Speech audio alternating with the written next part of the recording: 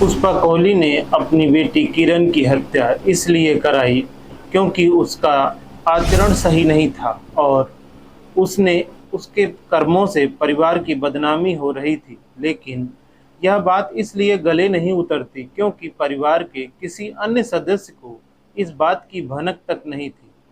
Sector 46 Faridabad के चौकी प्रभारी सोहन पाल अपनी टीम के साथ क्षेत्र की रात्रि गश्त पर निकलने की तैयारी कर रहे थे कि तभी पुलिस कंट्रोल रूम में फोन आया। उन्हें बताया गया कि सेक्टर 45 की कोठी नंबर 387 में एक कत्ल हो गया है। पुलिस चौकी से घटनास्थल महज 2 किलोमीटर की दूर पर था। सोहन पाल अपनी टीम के साथ 10 मिनट में उस जगह पर पहुंच गए जहां वारदात हुई थी। वह पॉज एरिया था और अक्सर सुनसान रहता था। इस वजह से पड़ोसियों को भी इस घटना का पता नहीं चल पाया। रात को लगभग 3 बजे पुलिस को आया देख आसपास के कोठियों के लोग बाहर निकल आए। कोठी नंबर 387 में मौजूद एक व्यक्ति ने कोठी का मेन गेट खोल दिया। पता चला वह उसी कोठी में रहने वाला किराएदार राजेश सिंह था। उस समय चौकी प्रभारी सोहन पाल ने अंदर जाकर देखा तो बेड पर एक लड़की मरी पड़ी थी जिसकी हत्या गला रेत कर की गई थी। बिस्तर खून से पूरी तरह सना हुआ था। पुलिस को सूचना कोठी की मालकिन पुष्पा कोहली ने दी थी। उसने बताया कि मृतिका उसकी बेटी किरण है। पुष्पा के अनुसार उसका पति सुरेंद्र कोहली और 12 वर्षीय बेटा नितिन कोहली बीते दिन सुबह ही उसकी अस्वस्थ मां को देखने भटिंडा पंजाब गए थे। वारदात के वक्त पुष्पा कोहली और किरण ही घर में थी। पौष इलाके में हुई इस सनसनीखेज वारदात की सूचना पाकर पुलिस के उच्च अधिकारी भी घटना स्थल पर पहुंच गए। पूछताछ में पुष्पा कोहली ने बताया कि बीती रात करीब 9:45 बजे जब वह रसोई में खाना बना रही थी तभी मेन गेट खोलकर बुर्के वाली 2 औरतें अंदर आई। किरण उन दोनों को अंदर ले आई। कुछ देर बाद जब उसने किरण से उन दोनों के बारे में पूछा तो उसने बताया कि वे उसकी परिचित हैं और उसे उनके साथ कुछ हिसाब किताब करना है। उस वक्त बुर्के वाली दोनों औरतें सोफे पर बैठी थी। वे दोनों चूंकि अपने चेहरे पर नकाब डाले हुई थी इसलिए वह उनके चेहरे नहीं देख पा सकी थी। उन्हें बैठा छोड़ वह अपने कमरे में चली गई थी। पुष्पा के अनुसार कुछ देर बाद किरण एक गिलास में पानी लेकर उसके कमरे में आई। उसने चूंकि थोड़ी देर पहले खाना खाया था इसलिए पानी पीकर गिलास मेज पर रख दिया। उसके बाद वह या तो बेहोश हो गई थी या फिर सो गई। पुष्पा के अनुसार देर रात 2 बजे जब उठी तो उसके दोनों हाथ और दोनों पैर दुपट्टे से बंधे हुए थे और मुंह में कपड़ा ठुसा हुआ था। उसने उठने की कोशिश की तो वह बिस्तर से नीचे गिर गई। कपड़ा ठुसा होने की वजह से उसके मुंह से आवाज भी नहीं निकल रही थी। पुष्पा ने आगे बताया कि जैसे तैसे उसने बेड पर पड़ा फोन उठाकर पहले किरण का नंबर मिलाया लेकिन उसने फोन नहीं उठाया। फिर उसने अपनी नौकरानी सपना के पति अजीत का नंबर मिलाया। नंबर तो लग गया लेकिन मुंह में कपड़ा ठुसा होने की वजह से बात नहीं हो सकी। उस पर वह घिसटते हुए दरवाजे के पास पहुंची और दोनों पैरों से जोर जोर से कमरे का दरवाजा पीटा। दरवाजा पीटने की आवाज सुनकर किराएदार राजेश सिंह नीचे आया। वह बाहर से दरवाजा खोलकर अंदर आ गया और उसके हाथ पैर खोल दिए जब तक नौकरानी सपना और उसका पति भी आ गया था। पुष्पा कोहली ने आगे बताया कि उसके यह पूछने पर कि किरण कहाँ है, राजेश सिंह ने जवाब दिया कि वह अपने कमरे में सो रही होगी। उसके कमरे में जाकर देखा गया तो किरण मरी पड़ी थी। किसी ने उसका गला काट कर उसकी हत्या कर दी थी। उसका सारा बिस्तर खून से डूबा हुआ था और अलमारी का सामान इधर उधर फैला पड़ा था। यह देखकर उसने इस घटना की सूचना पुलिस को दे दी थी। उपरोक्त बातें बताते बताते पुष्पा कोहली फूट फूट कर रोने लगी। पुलिस ने उसके नंबर लेकर उसके पति सुरेंद्र कोहली को फोन करके इस घटना की सूचना दे दी और जल्दी से जल्दी फरीदाबाद पहुंचने को कहा। शिकायत पर अज्ञात हत्याओं के खिलाफ भारतीय दंड संहिता की धारा 302-394 के तहत केस दर्ज कर लिया। सुबह को एसीपी पूनम दयाल ने मामले की गंभीरता को देखते हुए इसकी जांच समस्य के CIA NIT in charge inspector Vimal Kumar, sub inspector Narendra Kumar और अश्विनी कुमार को सौंप दी, ताकि पौष इलाके में हुई इस हत्या के मामले में जल्दी से जल्दी पर्दा उठ सके। इंस्पेक्टर विमल कुमार ने अपनी टीम के साथ मौका वारदात का मुआयना किया। उन्होंने पुलिस, फोटोग्राफ, फिंगरप्रिंट एक्सपर्ट और फॉरेंसिक टीम को भी मौके बुला लिया था, ताकि जरूरी सबूत जुटाए जा सके। प्राथमिक कार्रवाई के बाद मृतका किरण की लाश को पोस्टमार्टम के लिए अस्पताल भेज दिया गया।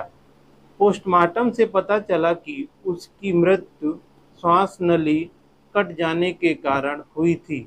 किरण जवान हो चुकी थी, उस पर चूंकि कभी भी पारिवारिक पाबंदी नहीं रही थी, इसलिए वह शुरू से ही फैशन परस्त और आज़ाद ख्याल की लड़की थी। मोबाइल, फिल्में, टीवी और इंटरनेट की दुनिया में उसे और भी आधुनिक और स्वच्छंद बना दिया था।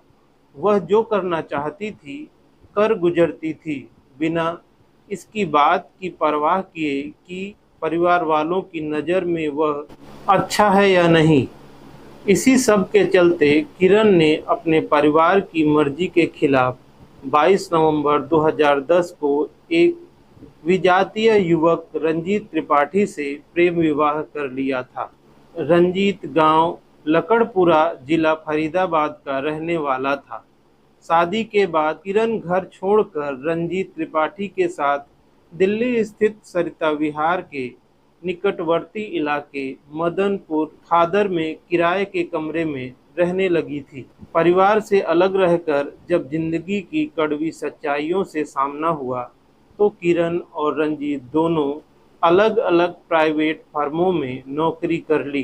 किरण ने जिस फर्म में नौकरी की, वह रियल एस्टेट का कारोबार करती थी। उसके मालिक का नाम महफूज आलम था। महफूज आलम का ऑफिस कालिंदी कुंज में था। कालिंदी कुंज मदनपुर खादर के पास ही है, इसलिए किरण को ऑफिस आने जाने में कोई परेशानी नहीं होती थी। महफूज आलम के साथ काम करते करते किरण उसके लिए काफ़ी महत्वपूर्ण बन गई। नतीजतन महफूज आलम उसे अच्छी तनख्वाह के अलावा सौदे से मिलने वाली रकम में मोटा कमीशन भी देने लगा। इसी के चलते किरण ने अच्छा खासा बैलेंस इकट्ठा कर लिया। दूसरी ओर उसने पति रंजीत को नौकरी से इतना पैसा भी नहीं मिलता था कि घर का खर्च ठीक से चल सके। जब उम्मीद से ज़्यादा पैसे मिलने लगता है तो कई कमज़ोर लोगों के पैर बहकने लगते हैं। किरण के साथ भी ऐसा ही हुआ। आय का स्रोत बढ़ा तो उसने शराब पीकर देर से घर आना शुरू कर दिया। रंजीत ने यह बात किरण की मां पुष्पा कोहली को बताई। मां ने अपने स्तर पर किरण को समझने का प्रयास भी किया, लेकिन इससे किरण की दिनचर्या का व्यवहार में कोई बदलाव नहीं हुआ। अब होता क्या है, नतीजतन पति पत्नी के बीच मतभेद बढ़ने शुरू हो गए।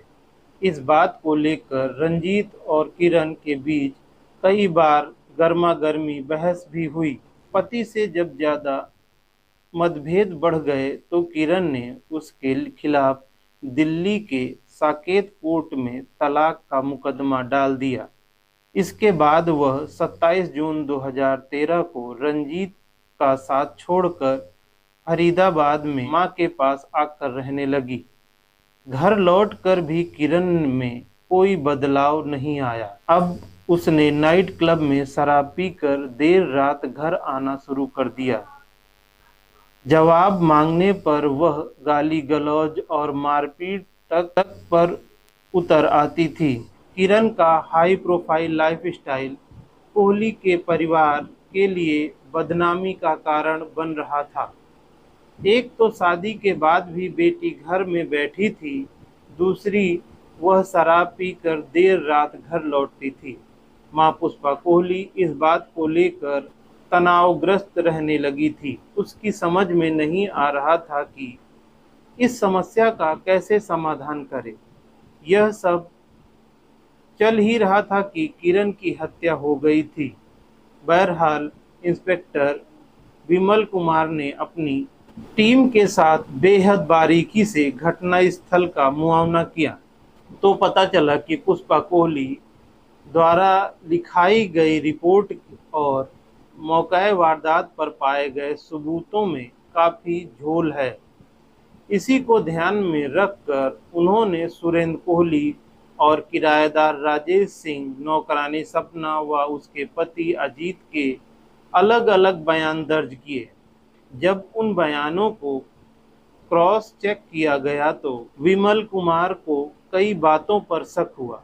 मसलन किरण ने पुष्पा को गिलास में पानी दिया था जिसे पीकर वह बेहोश हो गई थी और शायद बाद में सो गई थी। यह बात समझ के बाहर थी कि किरण ने बिना मांगे मां को पानी क्यों दिया और उसने क्यों पिया। इंस्पेक्टर विमल कुमार ने गिलास के बचे पानी को सूंघ कर देखा तो वह सामान्य पानी था और उसमें किसी तरह की कोई गंध नहीं थी। फिर भी उन्होंने उस पानी और गिलास को जांच के लिए प्रयोगशाला भिजवा दिया। दूसरे पुष्पा कोहली ने जब दोनों बुरके वाले को डील डॉल शक्ल और आवाज के बारे में सवाल किया गया तो वह कोई संतोषप्रद जवाब नहीं दे सकी। संदेह हुआ तो पुलिस टीम ने पुष्पा कोहली का मोबाइल फोन सर्विलांस पर ले लिया और उसके फोन की पिछले 6 महीने की कॉल डिटेल निकलवाई। इस बीच पुष्पा कोहली के पति सुरेंद्र कोहली, बेटा नितिन और कुछ अन्य रिश्तेदार भी आ गए थे। माहौल कुछ ऐसा था कि पुलिस पुष्पा से कड़ाई से पूछताछ भी नहीं कर सकती थी। अगले दिन पोस्टमार्टम के बाद किरण का शव उसके परिवार को सौंप दिया गया। उन लोगों ने उसी दिन उसका अंतिम संस्कार कर दिया। अंत्येष्टि में शामिल होने के लिए किरण की नानी भी आई थी। इंस्पेक्टर विमल कुमार ने नानी से भी पूछताछ की। पता चला कि वह पूरी तरह से स्वस्थ थी। पुष्पा ने अपनी इसी मां को अस्वस्थ बताकर पति सुरेंद्र कोहली और बेटे नितिन को 250 किलोमीटर दूर भटिंडा भेजा था। पुष्पा से टुकड़ों में हुई पूछताछ में महफूज आलम का नाम कई बार आया। बुर्के वाली औरतों का जिक्र आने से पुलिस का शक महफूज आलम पर ही गया। पुलिस ने महफूज आलम से पूछताछ की लेकिन उसने इस मामले में अपनी कोई भी भूमिका होने से इनकार किया। अलबत्ता यह जरूर माना कि किरण उसके यहाँ काम कर रही थी और वह उसे मोटा वेतन देता था। महफूज हालांकि किरण की हत्या में अपनी कोई भी भूमिका होने से इनकार कर रहा था, फिर भी हत्या का मामला होने की वजह से पुलिस ने उसे पूछताछ के लिए थाने में ही बिठाए रखा।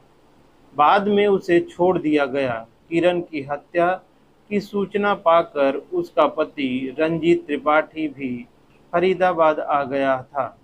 वह फिलहाल मुंबई में नौकरी कर रहा था। पुलिस ने उससे भी पूछताछ की लेकिन हत्या में उसकी किसी भी तरह की भूमिका न मिलने पर अगले आदेश तक उसे घर छोड़कर न जाने की कड़ी हिदायत देकर जाने दिया गया।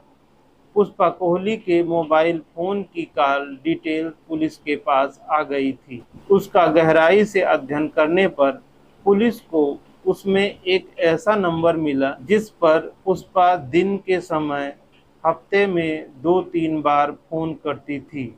यह नंबर पंजाब का था। पुष्पा से इस नंबर के बारे में पूछा गया तो उसने बताया कि वह नंबर उसके एक मुंह बोले चाचा का है जो पंजाब में रहता है। उससे वह पारिवारिक बातें करती थी।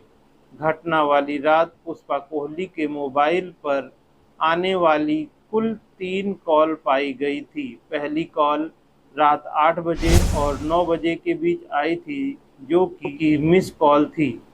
इसी नंबर पर पुष्पा कोहली के मोबाइल से 10 बजे के आसपास एक मिस कॉल दी गई थी। तीसरी बार आखिरी कॉल पुष्पा कोहली की नौकरानी सपना के मोबाइल से आई थी, जिसे रिसीव किया गया था।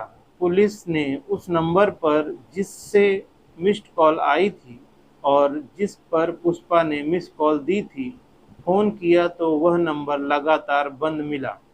जब उस नंबर की जांच की गई तो पता चला कि उस नंबर की सिम पंजाब की नकली आईडी और फर्जी पते पर खरीदी गई थी। लेकिन आश्चर्य की बात यह थी कि घटना वाली रात उस नंबर की लोकेशन सेक्टर 45 और उसके आसपास थी। ऐसा लग रहा था कि जैसे उस नंबर का इस्तेमाल किसी खास वजह से किया गया था। इससे शक की सुई पूरी तरह से पुष्पा कोहली पर आकर ठहर गई। अपने शक को और पुख्ता करने के लिए जब पुलिस ने पुष्पा की नौकरानी सपना से उसके द्वारा की गई फ़ोन कॉल के बारे में पूछा तो इस हत्याकांड की तस्वीर काफ़ी हद तक साफ हो गई। लेकिन कुछ कारणों से पुलिस अब भी पुष्पा कोहली के पुलिसिया तरीके से पूछताछ नहीं कर सकती थी, क्योंकि वह शिकायतकर्ता होने के साथ साथ महिला भी थी। अंततः इंस्पेक्टर विमल कुमार ने अपने उच्च अधिकारियों से विचार विमर्श करके 3 जनवरी 2014 को पुष्पा को हिरासत में ले लिया। जब सपना द्वारा दिए गए बयान को आधार बनाकर उसे घेरा जाने लगा तो पहले तो वह पुलिस को बरगलाती रही, लेकिन अंत में टूट गई। उसने स्वीकार कर लिया कि उसने ही सुपारी देकर अपनी बेटी किरण की हत्या कराई थी। दरअसल पुष्पा की नौकरानी सपना ने घटना वाली रात कोठी के आगे वैगनार कार खड़ी देखी थी। बाद में उसने पुष्पा को फोन करके पूछा था कि क्या घर में कोई मेहमान आए हैं। क्योंकि पुष्पा ने सपना की कॉल रिसीव की थी, इसलिए यही उसके लिए मुसीबत बन गई, क्योंकि यह बात सपना ने पुलिस को बताई थी कि जबकि पुलिस को दिए बयान के अनुसार उस वक्त पुष्पा बेहोश थी। पुलिस को दिए गए इकबालिया बयान में पुष्पा कोहली ने बताया कि किरण की आदतों और व्यवहार से वह तनावग्रस्त रहने लगी थी। अपनी इसी समस्या को हल करने की योजना के तहत उसने अपनी गांव में मुंह बोले चाचा हवलदार कुलविंदर सिंह, जो कि जालंधर के कैंट थाने में तैनात था, को हत्या की रात फरीदाबाद बुलाया। कुलविंदर अपने एक अन्य साथी के साथ वैगनार कार से 27 दिसंबर की देर शाम फरीदाबाद पहुंच गया।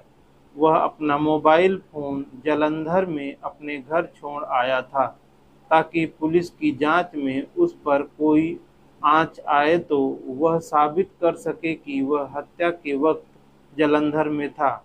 कुलविंदर पंजाब में फर्जी आईडी पर खरीदी गई नई सिम अपने साथ लाया था।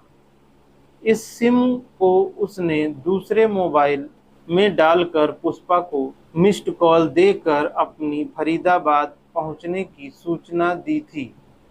पूर्व नियोजित योजना के तहत पुष्पा ने अपने मोबाइल से उसे मिस कॉल दी, जिसका मतलब था कि रास्ता साफ है, कभी भी अंदर आ सकते हो। उसके बाद रात के अंधेरे में कुलविंदर उसके साथी ने घर के अंदर घुसकर किरण की गला रेत कर हत्या कर दी और कमरे में रखी अलमारी का सामान इधर उधर बिखार दिया, ताकि मामला लूट व हत्या का लगे। हत्या के वक्त पुष्पा कोहली अपने बेडरूम में चली गई थी और अपने कानों को तकिए से ढक लिया था ताकि बेटी की चीखने की आवाज़ उसे सुनाई ना दे। इस हत्या की वजह से पुष्पा कोहली ने कुलविंदर को 1 लाख रुपए व सोने के कुछ गहने दिए थे, जिन्हें लेकर वह उसी रात अपने साथी के साथ पंजाब लौट गया था। पुष्पा के बयान के आधार पर पुलिस ने इस मामले में भारतीय दंड संहिता की धारा 302, 494 के अलावा 34 भी जोड़ दी थी। पुष्पा कोहली को विधिवत गिरफ्तार करके फरीदाबाद की अदालत में पेश किया गया, जहां से उसे जेल भेज दिया गया। दोस्तों, यह कहानी आपको कैसी लगी हमें कमेंट बॉक्स पर लिखकर जरूर बताएं। दोस्तों, मेरा ऐसा कहानी सुनाने का मकसद किसी को डराना, धमकाना या भयभीत करने की कोशिश बिल्कुल नहीं है, बल्कि आप सभी को अपने जीवन के प्रति जागरूक करने का उद्देश्य है। दोस्तों, इसी तरह की क्राइम से जुड़ी हुई कहानियाँ सुनने के लिए मेरे चैनल को सब्सक्राइब करें और अपने दोस्तों तक ज़्यादा से ज़्यादा शेयर करें। जय हिंद, जय भारत।